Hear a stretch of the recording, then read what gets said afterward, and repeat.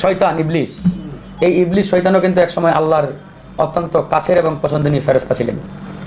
আল্লাহর একটা অর্ডার অমান্য করার কারণে সে কিন্তু আল্লাহর ফেরেশতার খাতা থেকে শয়তানের খাতায় তার নাম গেছে।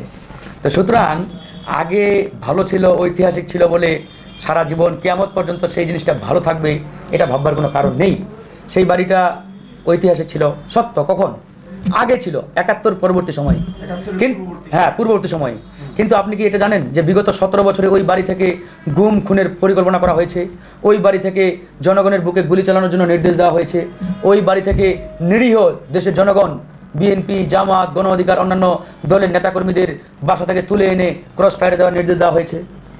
তাহলে যে বাড়িটি থেকে এরকম গুম খুনের নির্দেশ দেওয়া হয়েছে, ক্রস ফায়ারের নির্দেশ দেওয়া হয়েছে, মানে গণহত্যার পরিকল্পনা করা হয়েছে, সেই বাড়িটিকে আপনি যদি ওই ৭১ পূর্ববর্তী ঐতিহাসিক তকমা দিয়ে মনে করে থাকেন যে না এটা তো ঐতিহাসিক ছিল আগে, এখন ওটা ঐতিহাসিক তকমাই লেগে আছে, তাহলে আই এম সরি, আপনার এই যুক্তির সাথে আমি একমত নই।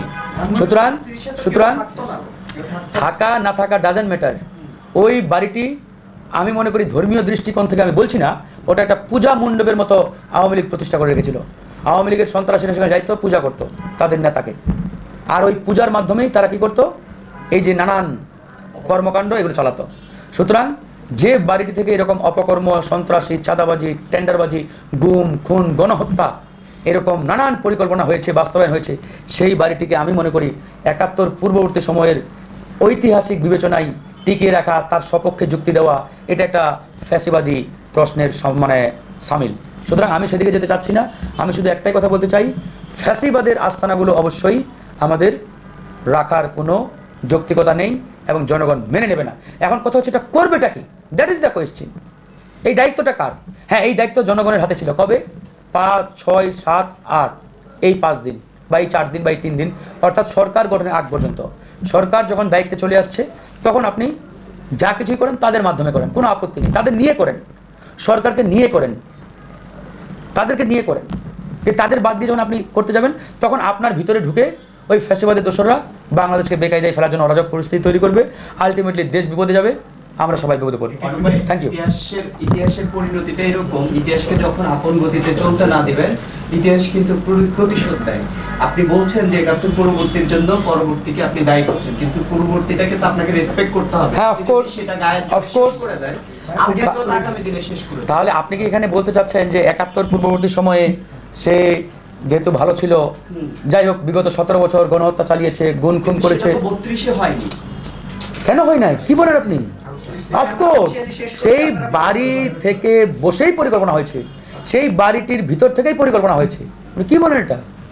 এই যে আওয়ামী সন্ত্রাসী এমপি মন্ত্রী যারা, তাদের বাড়ি থেকে বসে এই পরিকল্পনা হচ্ছে না? তো অবশ্যই। তো এরকম ওই বাড়িতে তো হাসিনা গেছে, ওই বাড়িতে বসে খেয়েছে, থেকেছে, ওই বাড়ি থেকে বসে কত কিছু হয়েছে। ৭১ পরবর্তী সময় ওই বাড়িতে বসেই শেখ কামাল ওই ভোটের বাক্স চুরির পরিকল্পনা করে সেখান থেকে অপারেশন বাস্তবায়ন করেছিল। এটা আপনি জানেন না? জানিয়েছেন? হেলিকপ্টারে বসে ভোটের বাক্স ইয়া থেকে নিয়ে আসছিল, ডাকসুর নির্বাচনে ভোট ছিনতাইয়ের পরিকল্পনা করেছিল বঙ্গবন্ধুর সন্তান ওই বাড়িতে বসে। সুতরাং এই বাড়িটিকে আপনি ব্ল্যাঙ্ক চেক দেওয়ার কোনো সুযোগ নেই ভাই। এবং আমরা আরেকটা জিনিস দেখলাম যে রাস্তায় চেক পোস্ট বসিয়ে এই অপারেশন ডেভিল হান্ট পরিচালনা করছে আইন শৃঙ্খলা বাহিনী। ডেভিলরা কি রাস্তা দিয়ে চলাফেরা করছে, অন্য কোথাও কি নাই? এই বিষয়টা কিভাবে দেখছে? ডেভিল সারা বাংলাদেশে আছে, আগেও ছিল। যাই হোক, সরকারের দুর্বলতা, সরকারের যে ফিটনেস, যে ক্যাপাসিটি, এগুলো নিয়ে আমরা একাধিকবার বক্তব্য দিয়েছি। সেই জায়গা থেকে তারা অতীতে তাদের অনেক দুর্বলতা প্রকাশ পেয়েছে জনগণের সামনে। এখন যেহেতু অলরেডি একটা অপারেশন তারা শুরু করেছে, আমরা এই মুহূর্তে মনে করি এই অপারেশনকে আমাদের স্বাগত জানানো উচিত। মন্দের ভালো বলে যেটা একটা বক্তব্য আছে, সুতরাং আগে করতে পারে নাই, এখন তো করতেছে।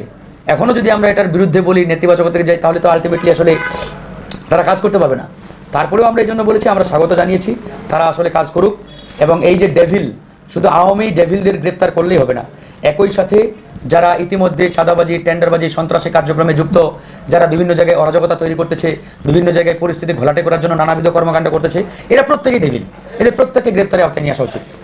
সুতরাং আমরা এই জন্য সরকারের প্রতি আহ্বান জানিয়েছি যে আওয়ামী লীগ সন্ত্রাসীদের সাথে সাথে বাংলাদেশকে অরাজক পরিস্থিতির দিকে যারা ঠেলে দিচ্ছে, যারা চাঁদাবাজি করছে, টেন্ডারবাজি করছে, যারা বিভিন্ন ধরনের মবের সাথে জড়িত, এগুলোকেও গ্রেপ্তারের আওতায় নিয়ে আসেন। আচ্ছা ভাই, আপনারা বারবার বলেছেন যে উপদেষ্টা মণ্ডলীতে হচ্ছে আওয়ামী দোসররা আছে। 100%। তো এখানেও তো ডেভিল আছে। Of course, of course। কেন ধরা আমরা তো বলছি। এইটা পরিষ্কার করে তো আগেও। হ্যাঁ, আমরা তো এই জন্য বলছি ডেভিল শুধু আওয়ামী সন্ত্রাসীদের মধ্যেই নেই, ওই আওয়ামী সন্ত্রাসীরা সব জায়গায়, পুলিশে বলেন, প্রশাসনে বলেন, সচিবালয়ে বলেন, সরকারের মধ্যে বলেন, সব জায়গায়। সুতরাং আপনি যখন একটা সংস্কারের কথা বলবেন, ডেভিল মুক্ত বাংলাদেশ বিনির্মাণের চিন্তা করবেন, তাহলে টপ টু বটম, মানে টপ থেকে শুরু করতে হবে।